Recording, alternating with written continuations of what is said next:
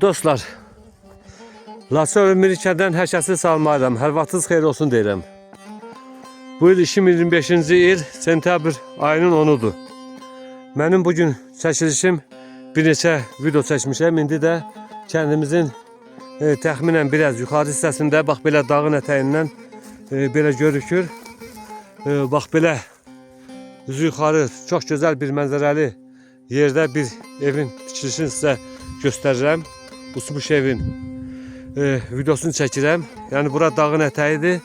Bura bizim kəndimizdən soyadını deyə bilməyəcəm. Etibar kişiyə aiddir.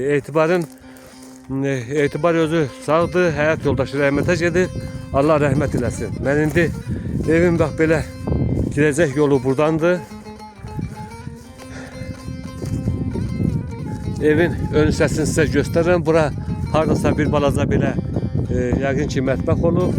Kənarda ancaq belə evin ön hissəsindən sizə göstərirəm. Bura ermənilərin qoyduğu nömrə 62-ci ev. 62-ci ev yəni ermənilərin burada yaşadığı 62-ci ailə deməkdir. Onlar o biri videolarımda dediyim kimi bunu hər videonun deməli çəkilişində vurğulayıram. Onlar ad familiya ilə yox, onlar nömrə ilə yaşayıblar. Bax 62-ci erməni ailəsi. Bu ev son illər tikildiyindən və belə biraz müasir tipli olub. Bizim daş karxanasından olan belə karxana daşı ilə tikilmiş ev olub. Onun üçün daha belə bir balaca son illərə aid olub, yəni demək istəyirəm. Ona görə də evin qapının pəncərələri başları belə tağ yox, ancaq betonla gedib, betonla tikilmiş olub. Belə bu evdə görünür ki erməni yaşayıb, həm də belə çıxan vaxtı evi dağıdıb, belə töküb, qarat eliblər, yəni aparıblar. Bu evdən mən onu dəqiq bilirəm ki, ev kənddən biz dirərgin düşən vaxtı, yəni qaçqın düşən vaxtı çıxanda bu evdən heç də çıxartmayıblar. Bütün evdən nə var imişsə hamısı evdə qalmış olub. Yəni bu evin yiyəsinin öz dilindən eşitmişəm. Etibarın anası danışıb bunu. Bənövşə nənə. Allah rəhmət eləsin ona da.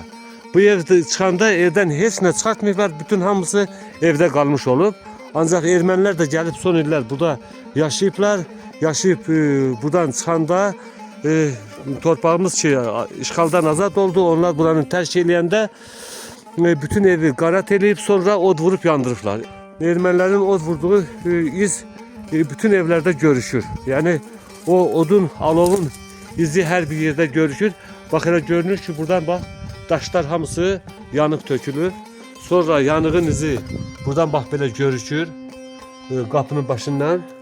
Bir də ki evin içindən belə millərin qoyulduğu yerlər hamısı bax belə yandığı göz qabağındadır. Tam belə yəni izi oradadır. Millərin orada qoyulduğu iz oradadır. Yandığını divarın içində olduğu üçün bir balaca orada izi qalıb. Evin alt mərtəbəsi belə təmirli olub. Görünür ki yaxşı vəziyyətdə. Ancaq ev yandığından hər şey uçurulub, tökülüb, belə tökülüb yəni. İkinci mərtəbə təmirsiz olub.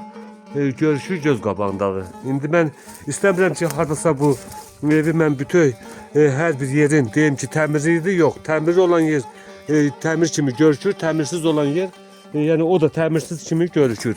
Yenə bu biri tərəfdən, sol tərəfdən ikinci otağı sizə çəkirəm. Bax bu da buradan yenə yanığın izi burada da görüşür. Keçirəm yenə evin içindən yenə də bax göstərirəm. Bu evdən də bax belə millərin yeri olduğu kimi hamısı yanıb. Evə çox güclü od veriblər, evi yandırıblar. Erməni vandalları burada onların yaşamaq niyyəti yox, fikirləri olubdur ki evdən müvəqqəti olaraq yaşadıkları vaxt yaşasınlar. Buradan çıxan vaxtı bütün hər şeyi məhv edib yandırıblar. İndi ev böyük evdir. Evin üst evə pilləkən yəqin ki olub.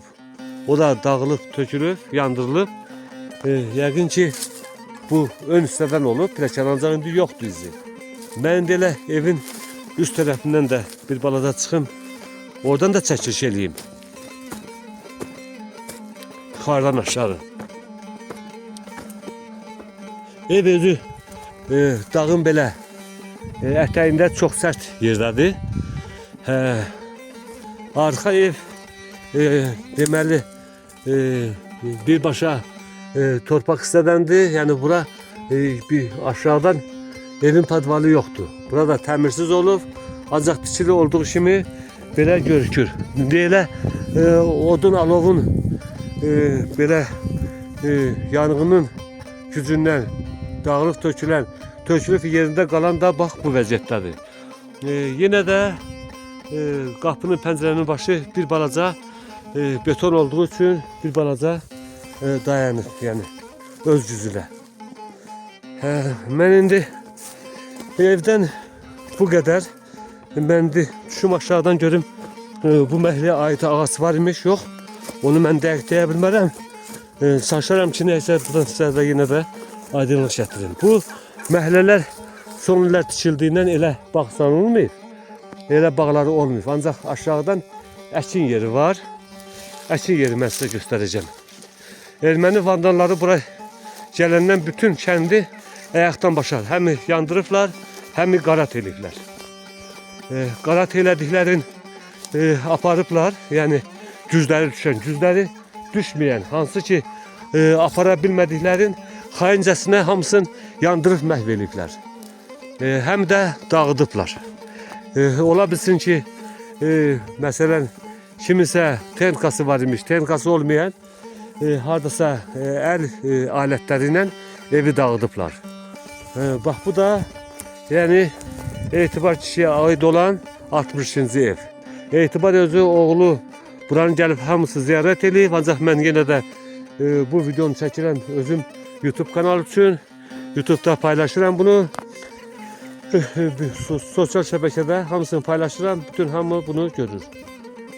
Bu evdən bu qədər. İndi aşağıdan məhəllədən az da olsa sizə, məhəllədən sizə əkin yerindən biraz da olsa çəkiliş edeyim.